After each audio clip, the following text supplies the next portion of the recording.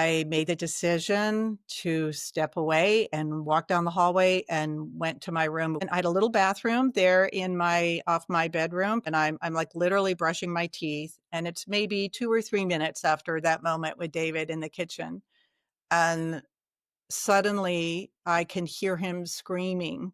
And I know it's from pain. And I know he's outside my window. And I looked outside the window, which had that blurry glass, and I could see orange. And I realized in that instant, oh, he is burning himself. He is not going to survive this. He is burning himself.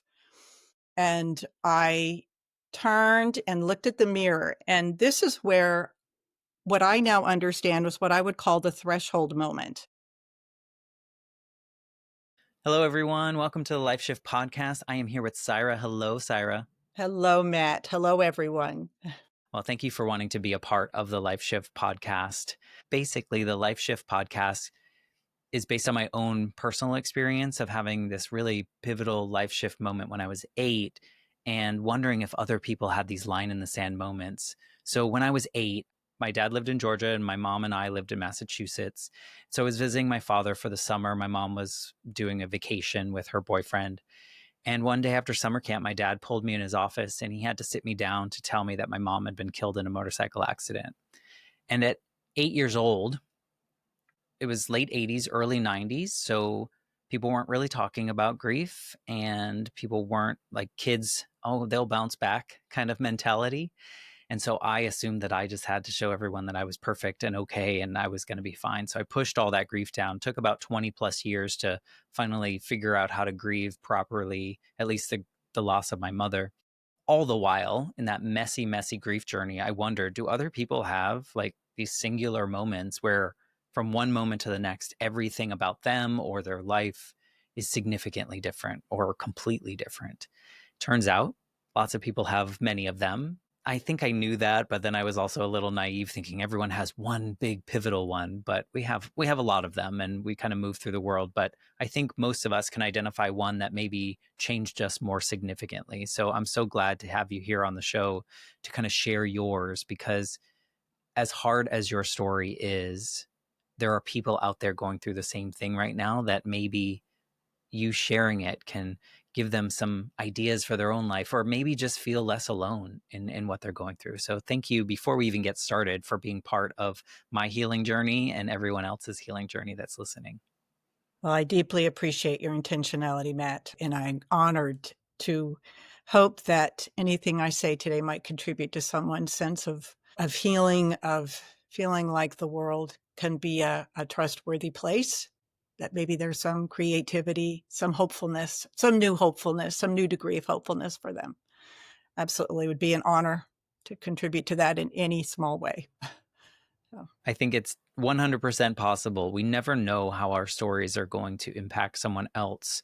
I've really discovered over 220 episodes now of this power of story. And I think on the surface, it all makes sense, right? But I've seen it from so many angles of the power it gives the storyteller, the power it gives the person in conversation with the storyteller, and then just all the people listening, and then the ripple effect that happens from the people that have been changed by hearing story or engaging in that. So it's just such a pleasure. And I'm so like that 8-year-old version of me would be lucky if he could hear these stories from other people and know that, like, okay, he wasn't the only person moving through the world with a dead mom. And it really felt like I was, even though I knew I wasn't. It just really felt very isolating. So I think we're going to do that today. Yeah. Well, I admire what you are making out of your grief journey, and that sense of isolation that you had as an 8-year-old. That can be a pretty lonely, uncertain, scary place to be. So good for you to have persevered and be here and now see a transformational way to work with that. That takes intentionality and creativity and imagination and courage. Oh, thank you. And 20 Vision. years of a big mess and really challenging times. And I think it just teaches you, it makes you, I think all those stumbles that I went through, I can reflect on now as how I have improved my life now that I can reflect on those and see why I was doing them, and kind of make sense of all that, and to not do it anymore. So thank you for that. So before we get into your story, your life shift moment story, can you tell us who Cyra is in 2025? Like, how do you show up in the world? How do you identify? And however you want to answer it is a-okay. Thank you. Thank you, Matt. So I'm, yes, Cyra Dumitru. I live in San Antonio, Texas, and I'm sitting in what I call my writing room right here. That's my great grandmother, Bertha, right back there. So I feel pretty connected to generations of a family. I'm 67 and have a lot of years kind of under my belt and a lot of reflection over a lot of life experiences. I work as a practitioner of poetic medicine here in San Antonio, which means in a shorter version of that means that I use poetry as a healing tool to create safe spaces for other people to bring whatever is most deeply on their heart and mind or spirit in that moment. And no experience with poetry is necessary to show up in that space.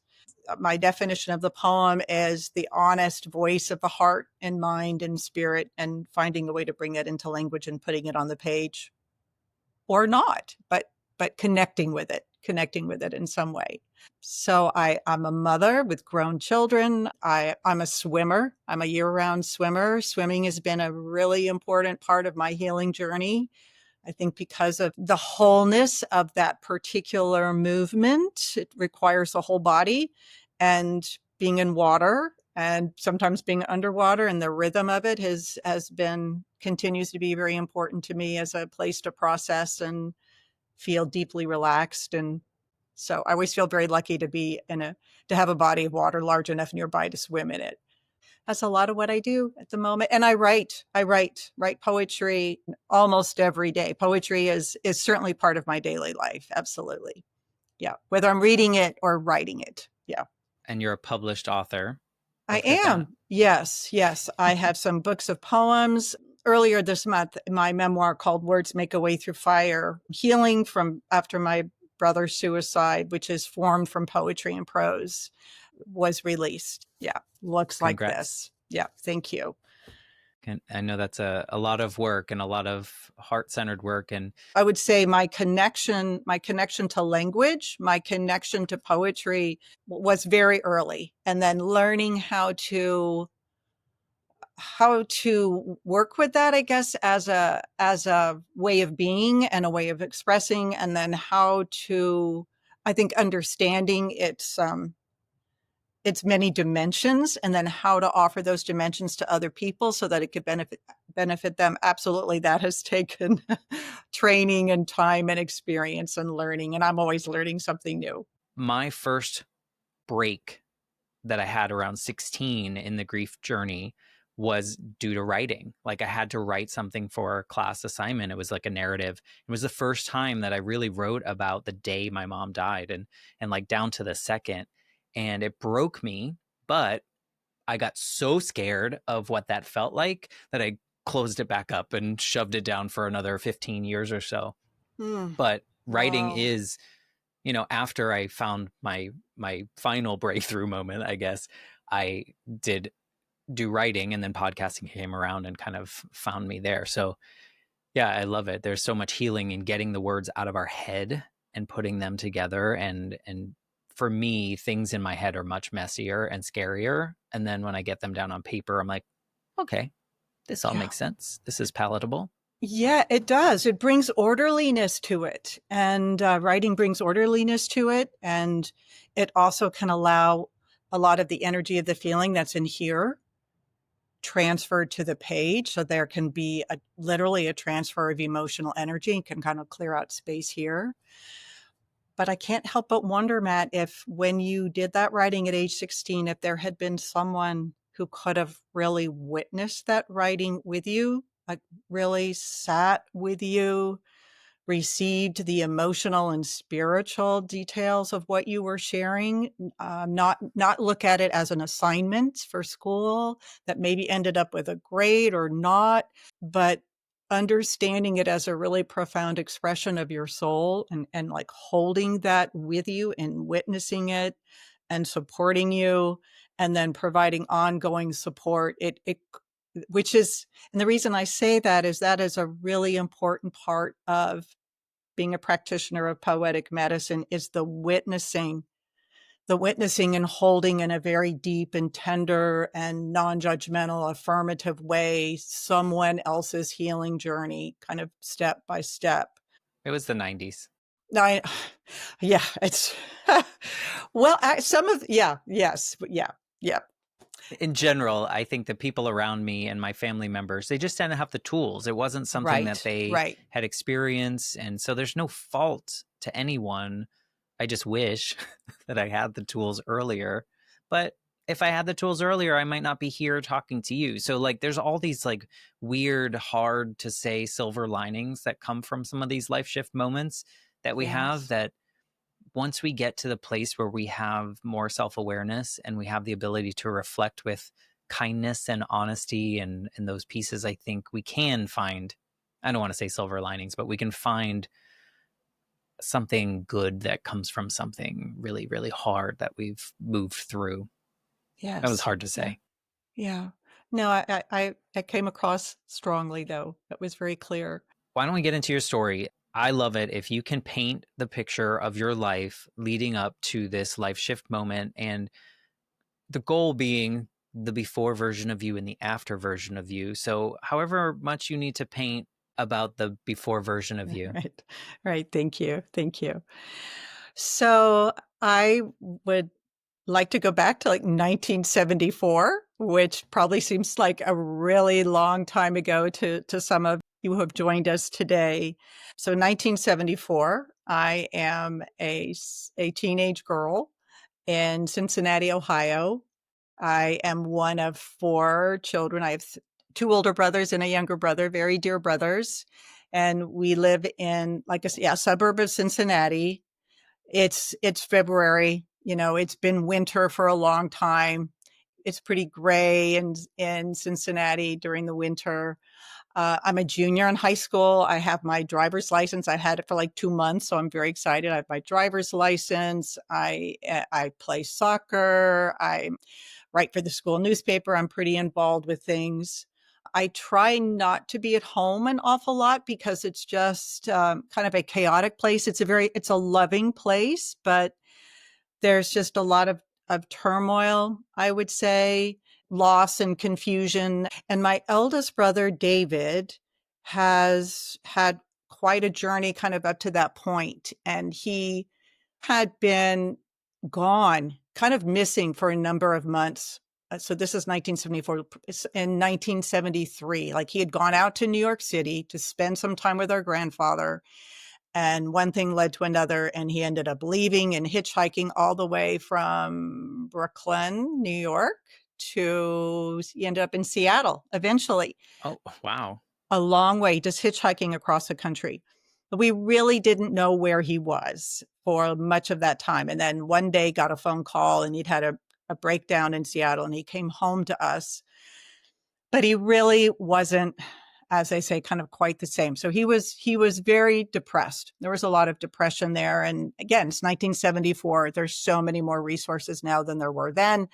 And he's a guy. He's 19. He's 19. I'm 16. Yeah. So it's a Friday night in February, and I am looking forward to going out on a date pretty soon.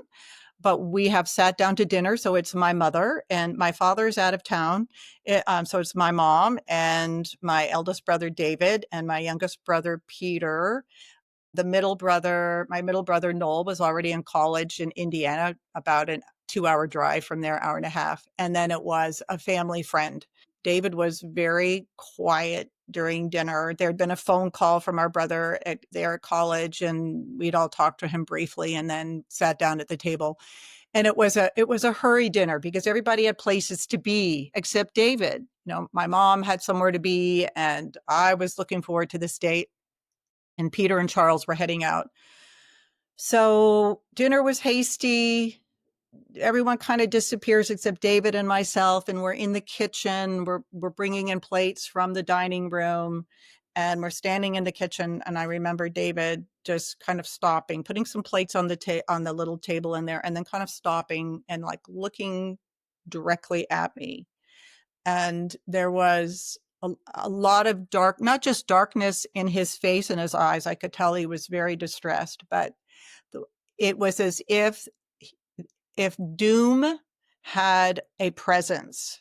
That was what I sensed around him. It was almost as if there was a whirlpool of doom around him.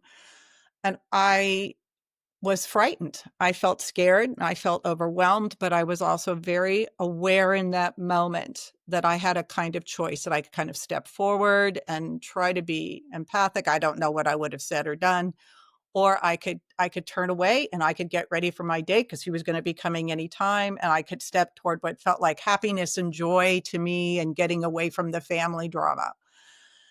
So I made the decision to step away and walk down the hallway and went to my room. We lived in a ranch style house.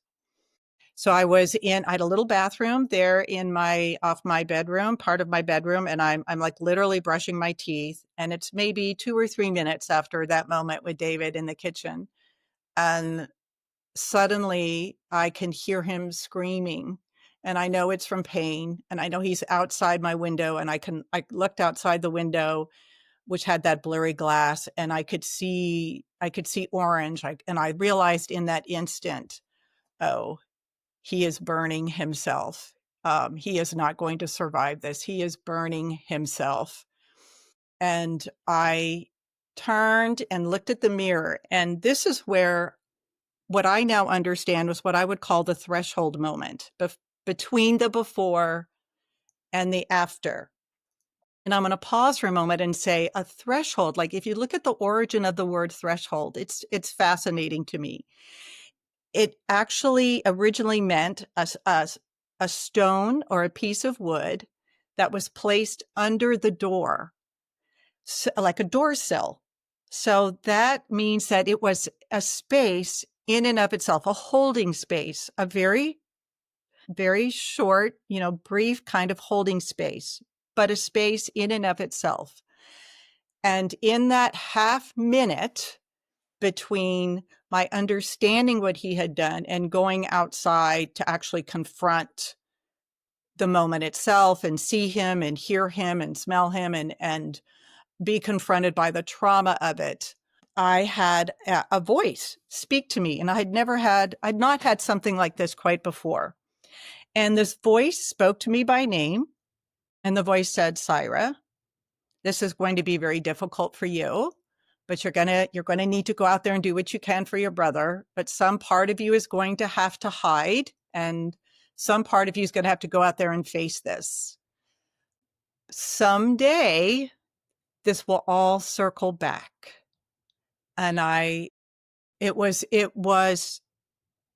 changed that in a way, in and of itself, also changed everything. And because it was there in the present, it was with me. It was trying to really let me know that there was some presence that was there with me, and that this presence it felt to me as if it was making a promise about the future. It was a future I could not see in any shape or form at that point. But it also kind of touched upon the past in a way for just a moment, because maybe 3 mornings before that, I had had a dream. And in this dream, I saw my brother. We were standing out by the lane, but it was just the two of us. And he jumped on my bicycle and he rode straight into an oncoming car. And so I witnessed him harm himself in front of me in this dream.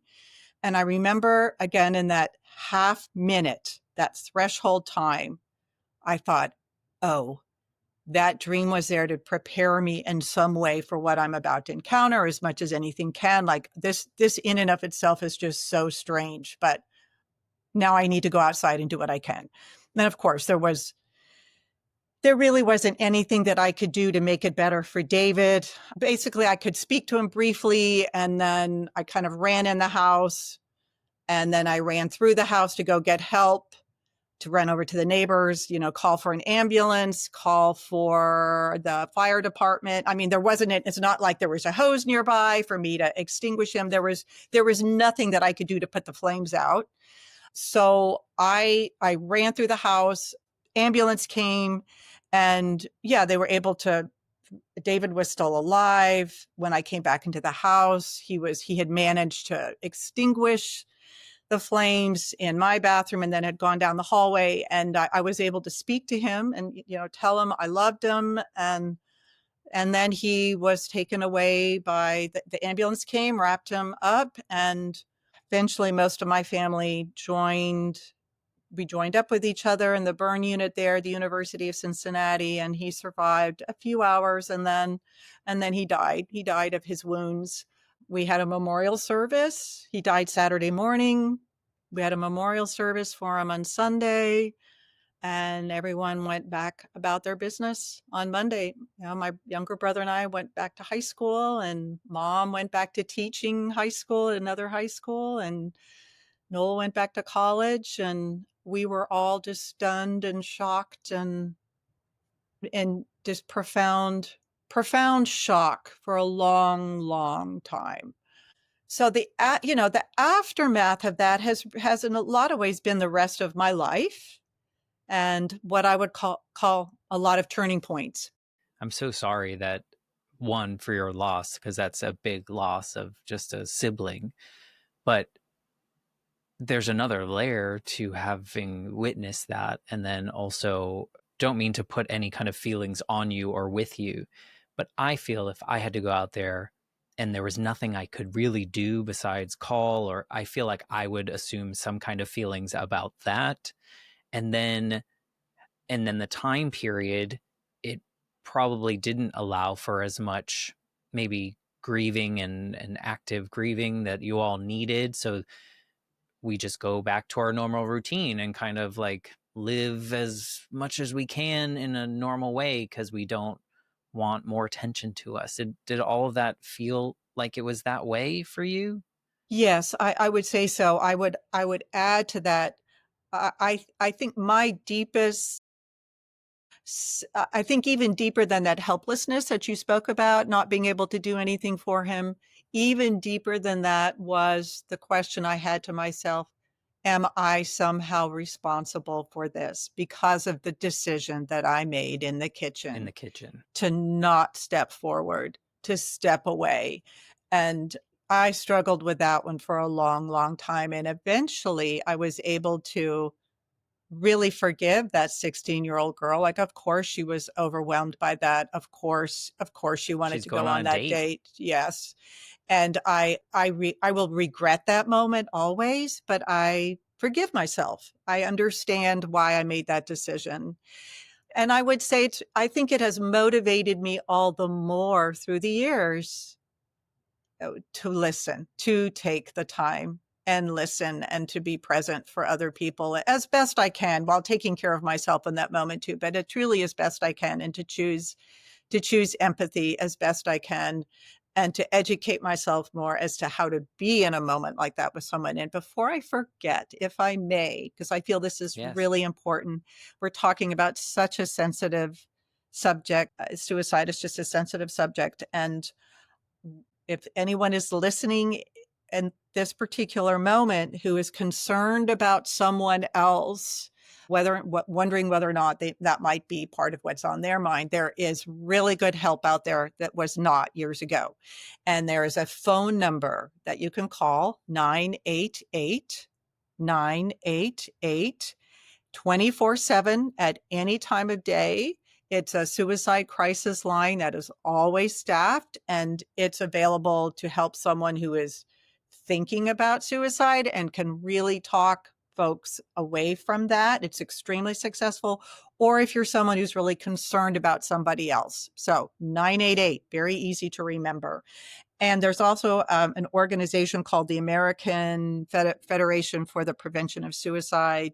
You can go online, and if you are someone who's had the unfortunate experience of losing a loved one to suicide, there are support groups around the country for survivors of suicide loss, and that's a place where you can find out more about what might be available in your own community.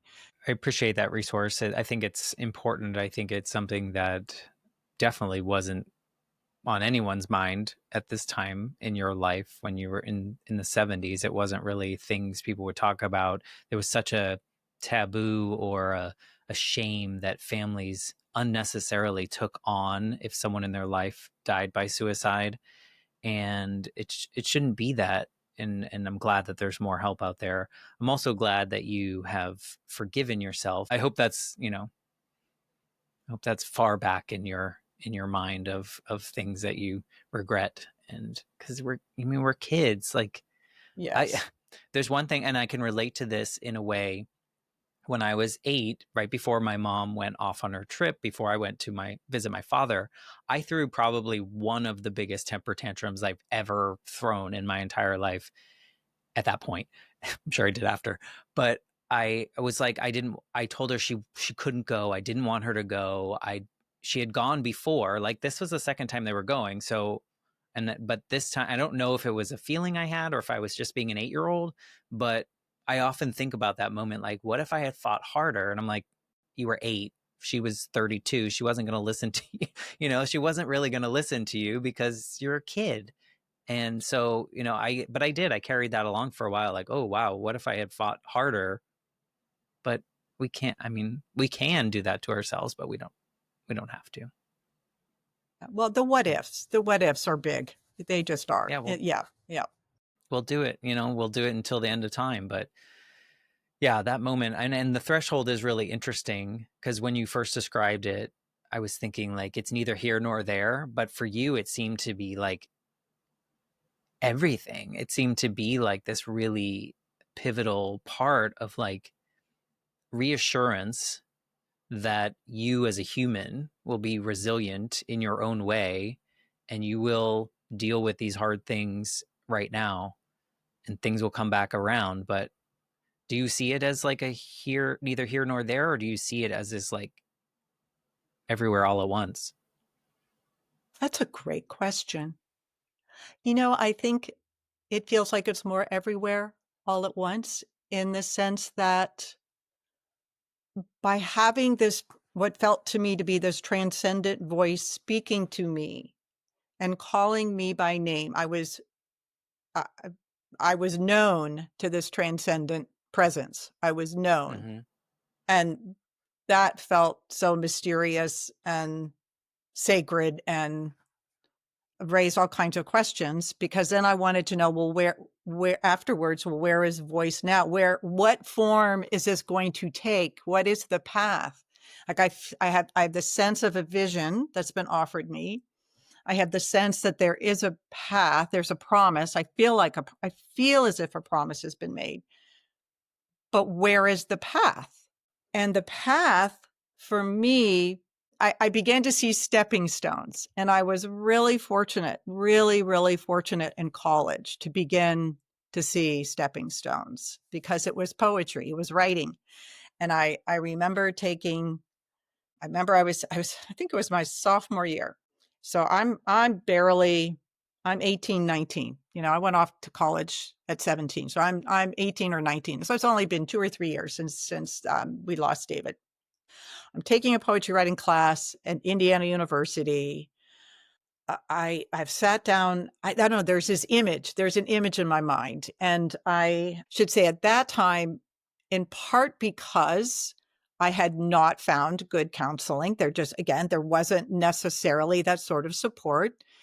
And I was in a tremendous amount of inward pain, emotional pain, psychological pain, spiritual pain. I could still be triggered by by the trauma of what I witnessed. So while on the one hand, I was focused on my studies and trying to be a good student, and on the other hand, I was also trying to numb the pain. And I was doing that in ways that were not necessarily the healthiest. I was drinking, I was doing various substances, and I recognized that I didn't want to be using self-medicating in those ways. I knew that that wasn't what I wanted. I knew that there was a level of unhealthiness in that, but I couldn't quite break away from it.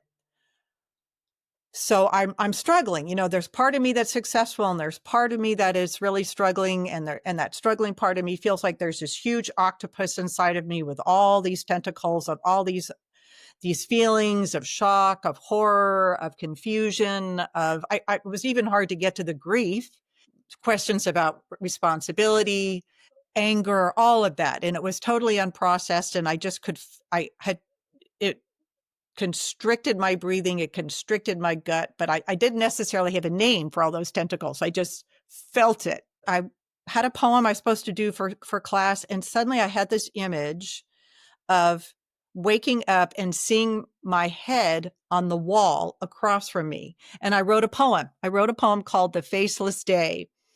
And this poem, on the one hand, is very playful because it's about having a conversation with my head. But okay, well, how do you have a conversation with your head if your head is detached from your body? So I thought that was kind of amusing. But I also realized in this conversation that there was a profound disconnect, that I was telling myself through the poem. The poem was revelatory in that way. I was telling myself through this metaphor in the poem that I am very disconnected from myself. So that was number one, and that the poem was a safe place to explore this. So that was kind of number two. But where the poem went was the most important part, because at the end, the poem tells me, I start having a conversation with my head, and my head says, "Oh, I can't connect with you. You're too hard. You're too hard on yourself." And so I say back, "Well, what do I do?" And my head says, "Well, you need to listen to your instincts." And I said, "Well, how do I do that?" And it said, "You need to write, WRITE." And so I'm beginning to write in the poem, and then I see what I think is as a little bug, and it's my instinct. And so I swallow this bug, and it's my instinct. And I think what the poem is telling me is, follow your creative instincts, commit to writing, commit to poetry.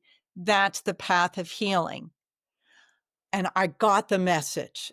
I came away from that poem just astounded by the whole thing, by everything. And I began to take steps in my life to turn, I guess that was a life shift as well. That was a life Yeah. shift, writing that poem. It was a kind of intervention. So I, I, over time, got a handle on my self-medication. And first thing I think I did was really just commit to the writing and take it very seriously, and continue to take it seriously. And truly, poem by poem, it just helped me find a language, a vocabulary for my confusion, a vocabulary for how this trauma felt in my body and my spirit. It just created more room for me to move forward and live with more intentionality, one little step at a time, that over the course of decades. I mean, decades. You know what? Something stuck out when you said taking writing seriously, like really leaning in and getting serious about doing that. My mind went to, the more serious I get about writing, the more type A I get. And it's not as fluid. It's not as brain dump, heart dump, whatever. It becomes too structured. It becomes too like back to that assignment kind of feel, where, so it was interesting that triggered me going, oh, I feel like if I got serious about it, it might be worse for me, Uh-huh. because I don't, and also I didn't have this drive to be this or that related to writing. It was really just a bloodletting, if you will, like kind of I would write when everything started to bubble up, and then I would write Yes. something. Yes, which is a great time to write too. That's cathartic. And that's Mm-hmm. one of the ways in which writing is healing. So yeah, I think, but you were listening to yourself though, Matt, and I think that you were listening to your instinct in that moment to write and let some of that steam out through the words. For sure. And you know what else I've noticed too is, I mean, that's such a power of story for you, of how getting everything out in that way, in a serious way, kind of helped you heal parts of you, maybe not all the way, and maybe you needed other things to kind of weave in, but there's so much power in that story.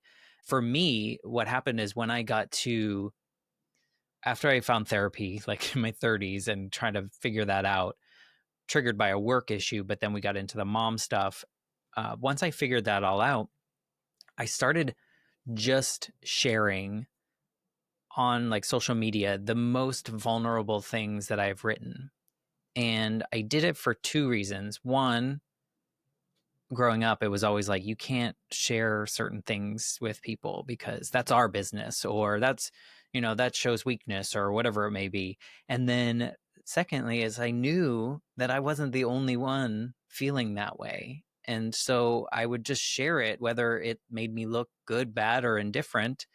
And I would hear from people behind the scenes saying, hey, I can't share this out loud, but I connected with this so much, and here's kind of my journey. And so I just found how much power there was, one, to get it out, but then to share it with people and not care what other people think, but then also hear that it affected other people. Did you share your stuff? Were you making that public for people, or was this more of an internal kind of writing healing journey for you? It's been both. I share it a lot now. Certainly when I'm writing a poem, I'm not thinking about, and I'm certainly not thinking about an audience, in that way. It is me and whatever the spirit is bubbling up, whatever my body is telling me, because so much language comes through, so much language in poetry really is the body's knowing, the body's awareness, and I think that also brings the soul along as well. I think they're extremely connected.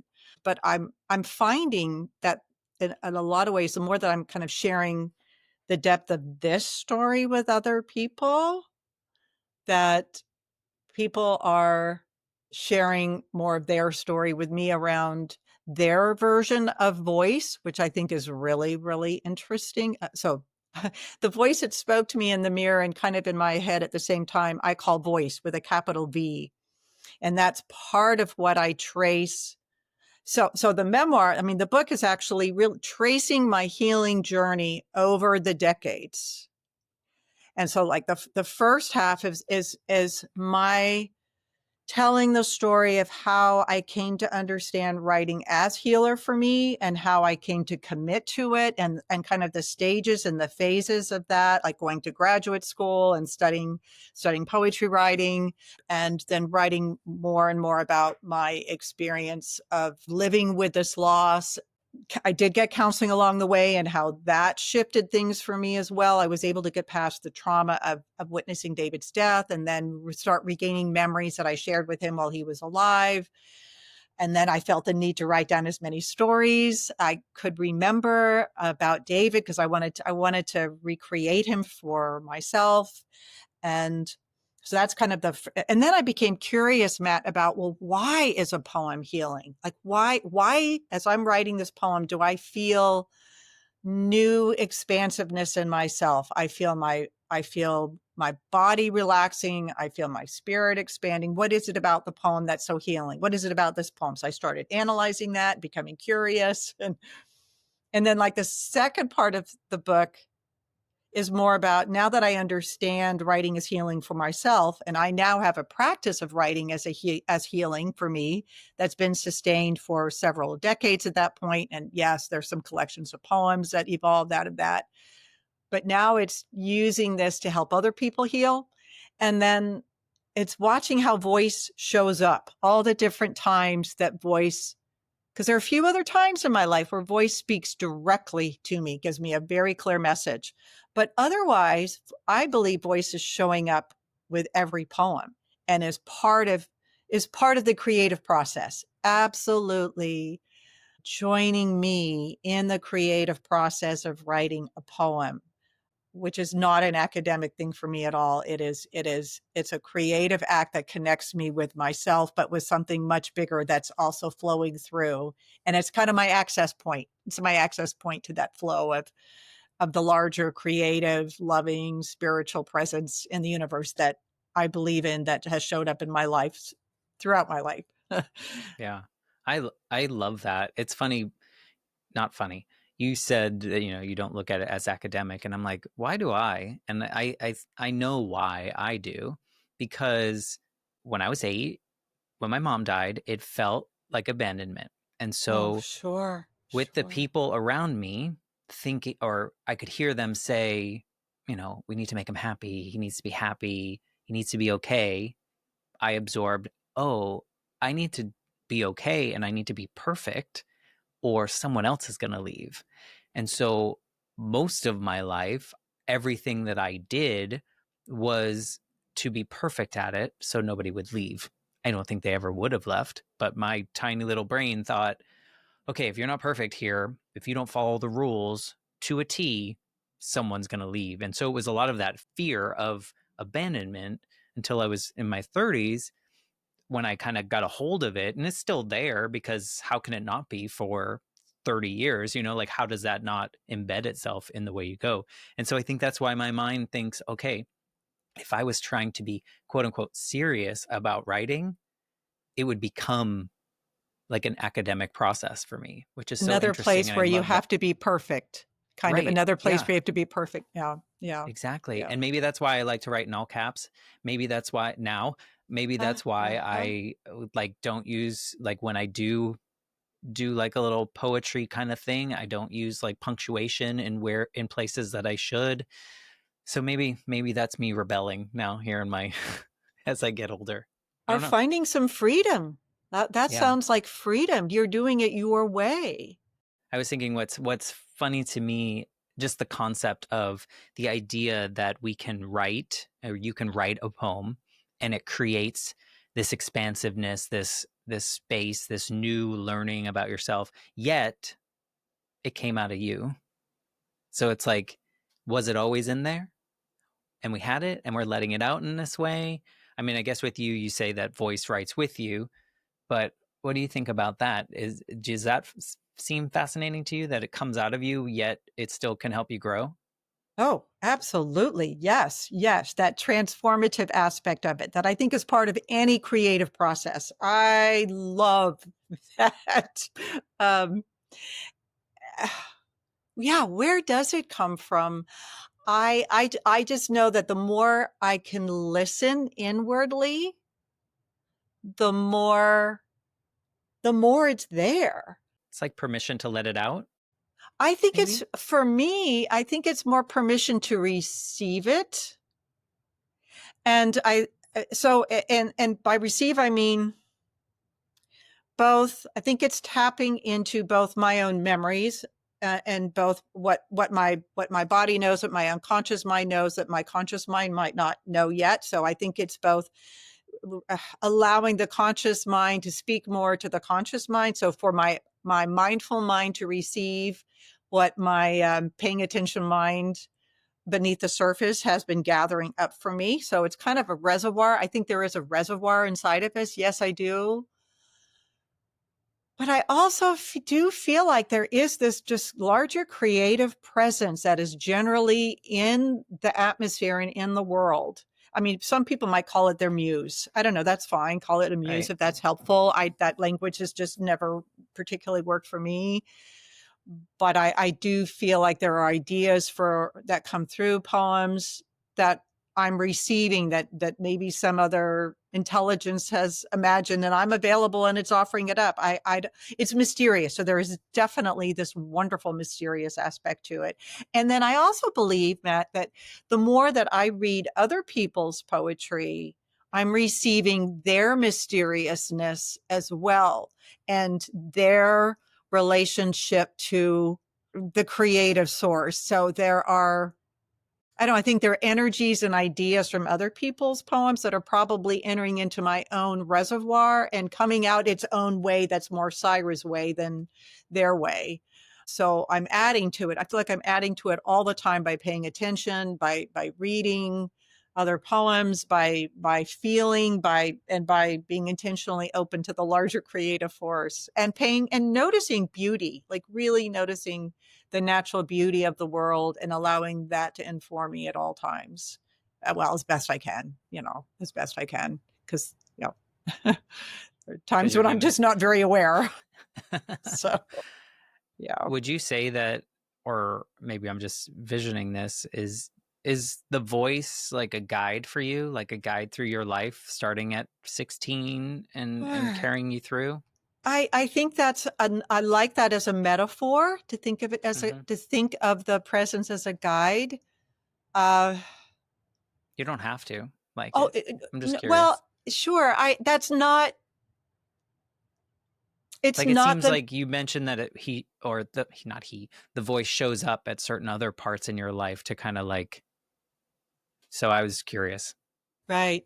It's not, guide is not the word that I've naturally come to. As a metaphor that you're speaking, and I could imagine if it's helpful to someone else to understand my experience of voice as guide, that's absolutely an appropriate metaphor, I guess I would say. I have found it curious that voice, it's not a male voice, it's not a female voice, it's not embodied, uh, but Sounds it's like it's just hard to describe too. but it's incredibly real. It's just present, It's and like I think there. Yeah. it's there and speaking to me in the language that voice understands. I will hear it. I will see. I don't even like using the pronoun it. Yeah, it's like I will hear the presence of the voice. It's a presence. That voice is presence. It. Oh, isn't that interesting? I'm trying so hard to not use it. Voice is presence, which means there's energy, there's there's texture, there's an energy field. That's probably more accurate for me than guide in terms of my experience. Yeah. Yes. And part of me was thinking guide and like that it drops in when maybe needed to kind of make sure that you're seeing, and I used it, sorry, but that you're seeing the path that you needed to follow, the stepping stone, the next stone, whatever that might be. Because I think a Yes. lot of people Yes. have something similar and maybe not, Mm, it's their own. Like you can't, exactly. Yes. hard to describe. Yes. Yes. Before I have you like read one of your poems, I would love to ask you, if 2025, Cyra, if you could talk to the Cyra right after Oh. you Mm. heard voice for the first time and you're walking out into the lawn to do what you know needs to be done, is there anything you would want to say to her? Oh, wow. Oh. Hmm.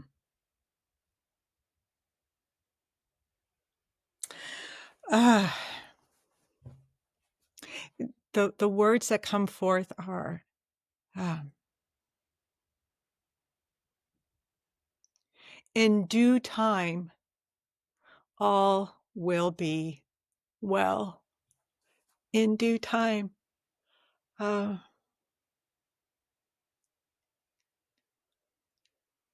and love will always be there. Healing will come. Uh, and I do believe David is at peace now. I hope, I hope so. Mm-hmm. I Yeah. believe that. Um, and perhaps I would add that the pain and the suffering for you speaking to me and your family and David, there will be so much meaning. You will find so much meaning in this, and this journey of struggle will be gradual, but it will be worthwhile. Yeah. Yeah. Yeah. Yeah. I think it's, Wow.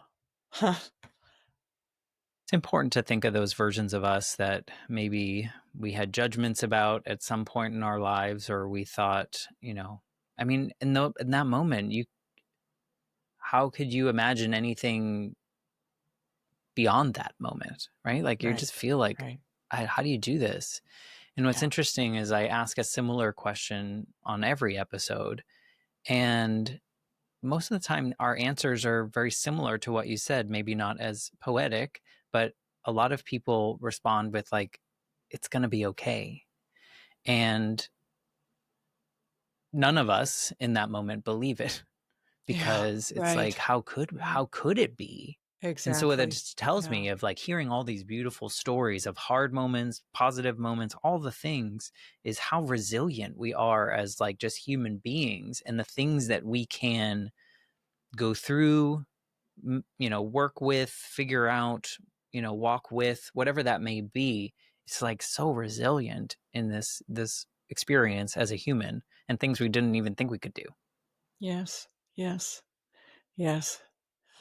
I agree. I find that miraculous. I would add to that the importance of support, Mm, the importance of people who love us, who will hold space with us, who will listen, who will not judge, who will walk with your us. tribe. Your tribe, yes, yes. And I can't imagine, I can't imagine this journey without creative process. Whatever that might be. For me, it's poetry. For someone else, it might be podcasting, painting, photography, dance, music, gardening. But having a creative process, I feel is vital, absolutely vital to dealing with struggle and dealing with grief and dealing with recovery from trauma. Yeah, you're We proof of do it. concept for that. Yeah, we do it a layer at a. I've done it. I believe. Therefore, I believe we do it a layer at a time. We heal a Hmm. layer at a time, but we can with support and creativity and time, practice, all of that. Yeah. Yeah. Well, I appreciate your story. Maybe to close us out here, you can introduce us a little to your book by sharing one of your poems, and then Oh, tell us about sure. your book so people Sure. could find it. And we'll obviously have links and stuff like that, but I'll let you do that Thank you. first. Thank you. Thank you. You know what? Yeah, I will read a poem in a moment. I do want to talk about the cover because it's an important part of the story. This is my brother David, and this is me. So here we are as children, and he's probably 4 or 5, and I'm probably 2. And our father took this photograph when we were very small children. And if you kind of keep looking, it might become clear that I am leaning my head against David. He's very absorbed. He's doing something. He's very absorbed and doing what he is doing. But he is choosing to hold himself still as his little sister is leaning her head against him. And that bond, that attachment has been an important part of my story too, an important part of connecting with him. He has showed up in my dreams a lot and as a healer in my dreams. So the poem that I would like to read is reflects on one of these dreams. It's called Listening for Owl. I will simply say that the poems that are part of this book are an essential part of telling this story. There are places in the book where the poems, there are probably about 40 poems built into the whole book of many chapters. And sometimes the poems are helping to tell the story in the chapter, and other times the poems are the focus of the chapter. And I'm talking about, well, why I think that poem was so healing. And then there's a section at the end of the book where I invite David to speak directly. And it's an extended monologue where I'm imagining what he would say in those moments, that threshold time between his mortal wounding, but before he dies and what he's reflecting upon. This is almost at the very end of the book. It's called Listening for Owl. I can't explain what happened or why. Don't know what it signifies or whether it changes anything or not. I only know that I had been missing the great horned owl hunting our neighborhood. It had been months since his rhythmic call had rippled through the dark, pierced my sleep, and winged me to the realm between flesh and shadow, where reunions between the breathing and the buried take place inside of dreams. I only know that my brother, long dead, filled me with his being. The shoreline of his gaze wove seaweed strands and infinite tides around me. His hand lightly brushed my back as if to prove his presence. My skin still quivers at this surprising touch. All these years, and still we recognize each other. Memory pulses across thresholds in the knowing song of owl vanishing now in this dawn, while the space inside me that held my brother's form is still warm. It's beautiful. Thank you. How does it make you feel when you read those? Oh, I really love reading this poem because it comes from a fairly recent dream, like perhaps a year ago, and David's presence in my dream was so profoundly real and loving, and it makes me feel very, very close to him and loving him and feeling loved from him and grateful for my relationship with him, profoundly grateful for my relationship with him. Yeah, to That's be a great. sister. Yeah. Thank you. No, I love that you've carried him with you through all these years and the ups and the downs and the creative outlets and everything. It's a beautiful tribute to David. Thank If you. people are Thank you so interested much. in checking out your book and your other books, what's the best way people can find you, tell you their story, tell you how much your story resonated with them? Sure. Well, the book itself, Words Make a Way Through Fire, you should be able to get from any bookstore. You might be able to order, you might need to order it. You can get it on Amazon, but I really, really encourage people ordering books from their local independent bookstore. Let's support our local independent bookstores. I do have a website. It's Cyra Sweet Dumitru. Yes, cyrasweetdumitru.com. I just stop and think about it. Yes. On that website, I talk about poetic medicine, writing is healing. I talk about the other books, and there's a way that you can contact me there. My email is there, and you can reach me there. Yes, yes. Awesome. So Well, we'll make all those links easily accessible in the show notes for this episode, so people can just click on them and get to where they need to go. I think I'll point them to your website mostly, so then maybe they can see the name of your book and then order from their local bookstore instead of sending them an right. Amazon link. Yes, totally support that idea. Yes, yes, yes, Awesome. Well, yes. thank you for Thank coming on you. this candid conversation journey with me and talking about your life in this way. It's been really meaningful, and every conversation that I have, including this one, feels like a little piece of healing that I didn't know I still needed. So thank you for that. Oh, thank you, Matt. Just again, thank you for this opportunity and good to be with you and just blessings upon your ongoing healing. And for everyone who is listening, may your healing grow as well. Yes. That's what we Thank you. hope. We want to build a community of people that feel confident in sharing their stories with anyone around them so that they don't feel alone in their circumstances. Because most likely, even though we feel it in the moment, we're not the only ones to feel the way we are feeling. And so, having that community of people we can talk even the silly things with, or what we think are silly things, are so important. So, find your community, find your tribe. They're going to help you through it. But I'm going to say thank you again, Cyra, and I will be back next week with a brand new episode. Everyone, thank you for being a part of this journey with me. Thank you. Thank you.